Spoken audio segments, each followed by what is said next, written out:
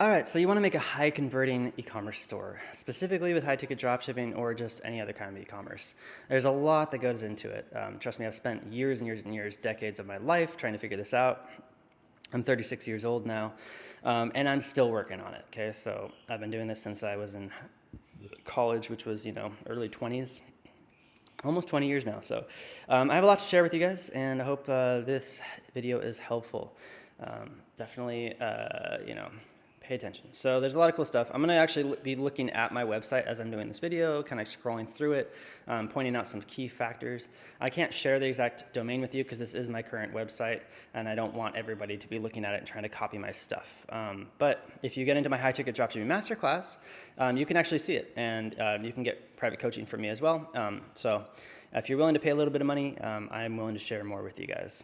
But here on YouTube, I got to keep things safe, as you can understand probably. So let's take a look at the website and kind of share some stuff. So obviously, first and foremost, you want to have a really good logo. Okay, your logo needs to be professionally done. And really depending on the niche, this doesn't actually mean that it has to be super modern. It just needs to be nicely made. I wouldn't recommend doing it yourself. I recommend going on Fiverr.com because that's what I use, and just finding a good graphic designer that can do a logo for you. Okay. With my very first e-commerce business, I did it myself using a logo designer online, but it wasn't the best, and I would still just recommend using a graphic designer. You can get them as low as like 10, 20 bucks now, and it's totally worth it. For your website header, you definitely want to make the logo a rectangle shape. If it's too big, like a big square, it's going to take up a lot of space in the header, so keep the header slim and make it a rectangle shape. Okay, the main thing also with e-commerce in general, but high-ticket dropshipping specifically is really important, is having a phone number people can call. Okay, because expensive products are going to be, require more of a sales process, and it's really good to have a phone number someone can call. So putting that in your header is a really good idea, both on desktop and on mobile. All right, and the other thing is having a search bar is really good. Search functionality on your website is important. There are and I use Shopify, by the way. Shopify is a really good e-commerce platform. And there's the great thing about Shopify is I have a built-in app store, and they have lots of apps available, and people build apps that are really good. And they have Shopify apps that can expand search functionality of certain themes. The theme I'm using right now is called the Shoptimized theme. And by the way, if you want access to get all these products at a discount and special offers, go to my website, eCommerceParadise.com, and go to the top and go to resources, or just go to eCommerceParadise.com/resources. And in there I have all the links, and you'll get discounts and things like that on these things that I'm offering in this video, so talking about. So definitely have a phone number. I use Grasshopper phone services for my phone number.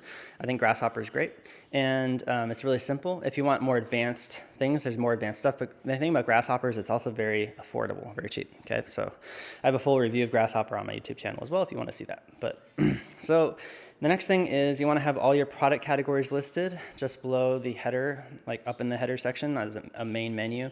What I usually do is I list them in menus, like you have your main category on the top, and then you have subcategories below that. And you can also do separate menus where you separate things by type, size, maybe color, maybe different model groups, or you can do all different types of things. Maybe you can have a separate brands menu where you have different brands, or even specific categories that brands sell. I would just recommend having menus, and also what's really good these days is called mega menus, where you can have a menu that has multiple menus within it, and that's definitely important for broader sites. And Shoptimize theme is great because within your menu, you're going to see lots of pictures of stuff. So you're going to have pictures of the products that pop up, and it's going to give people an idea of what's there, and you can choose to have just pictures of the categories too, lots of different things. Okay, I also would recommend that you have a link to all your different pages on your website that are important, like your About page, contact, coupons, financing, brands, reviews, privacy policy, returns policy, terms and conditions, warranty, and how to create an account. And then beyond that, also all your blog posts would be good too. Okay, so that's it for the header. That's really important stuff. Next thing is I'd definitely talk about some sort of a promotion right away on your website. For me, it's like flash sale. For you, it could just be like a seasonal sale. Right now, there's like Black Friday season, so Black Friday would be really good. And a % discount or a $1 off discount or categories, that kind of thing. Give them a coupon code they can use in checkout, or give them a way to get the coupon code really easily is also a good idea. The next thing is I would recommend to list out your product categories. If you have specific categories with specific products that sell really well, you might consider just listing those on the website too. But it can be a bit distracting, and things change over time. So I would just list your product categories with links and pictures. That way people can just kind of click through and start searching through your website. At the bottom, I would definitely put your blog posts and a list of your reviews that your store has gotten, as well as your unique selling proposition points. And these are usually free shipping and fast shipping, a low price guarantee, which is really important, how you are an authorized dealer, and easy returns. Those are the kinds of things that I really focus on, and those are the things your customers are going to want to see. Okay. Also having some sort of an email sign up right there in your footer is a good idea, as well as having a pop-up if people scroll up and out. Something that is an exit intent pop-up is really important as well. Another thing to consider is adding something like Trusted Site, which is a badge that says that you have a secure checkout and a identity theft protection guarantee policy that provides them, protection, obviously. So I would definitely consider installing that app and paying for it. All right, let's move to a category page, or what Shopify calls collection pages. Now, through some search apps, you can actually have your website totally customized. So you can add like a list of the different product types, different filters like colors, price point, models, and just different types of things on the left-hand sidebar. If somebody's searching for a specific type of product within a category, then they won't have to search through all these different links. They're just going to be able to use the sidebar to filter through and to find, specific types of things and like groups, especially if you sell things in kits. That is really a good idea with high ticket and selling kits of stuff. You're going to want to list like the different types of kits that are available. Okay. So that's a good idea. Also, another thing to consider with your category pages is writing some sort of a buyer's guide. And usually I put it at the bottom. So if somebody's done sorting through the first page, having a buyer's guide, just listing out the different types of components and things like that and what they can learn from it, adding some pictures and all that. It's really going to help, especially with SEO. Google's going to see you have content on your category pages. They're more likely to rank your category pages then at that point. All right, so let's go to the product page. I'll talk about some specific things I think that you should have. One really good thing to have on the product pages and on the collection pages and on the homepage, everywhere on your website, is reviews. Reviews are really important. Definitely add reviews to your website. You can, in the beginning, you can just curate them from your supplier, but definitely have a review app set up that asks for reviews, so when you do get orders, you'll get real reviews. The next thing is pricing, and it's important to have a sale price as well as a compare at price is what Shopify calls it, but like an MSRP, and the amount that person is saving as well is really good. Okay, and then having some sort of financing option is the best thing you can do. Having multiple financing providers is also a great idea, because then you can give that person multiple options. Some financing providers provide better offers than others, that kind of thing. And then having your unique sales proposition listed right there as well. Low price guarantee, again, is really important. Free shipping, how fast your shipping is. Do you charge sales tax or not? And if so, which states? Do you have a secure checkout? I would definitely put a secure checkout badge, as well as what I was saying about the trusted site thing. There's also other providers of that, like BuySafe is another one.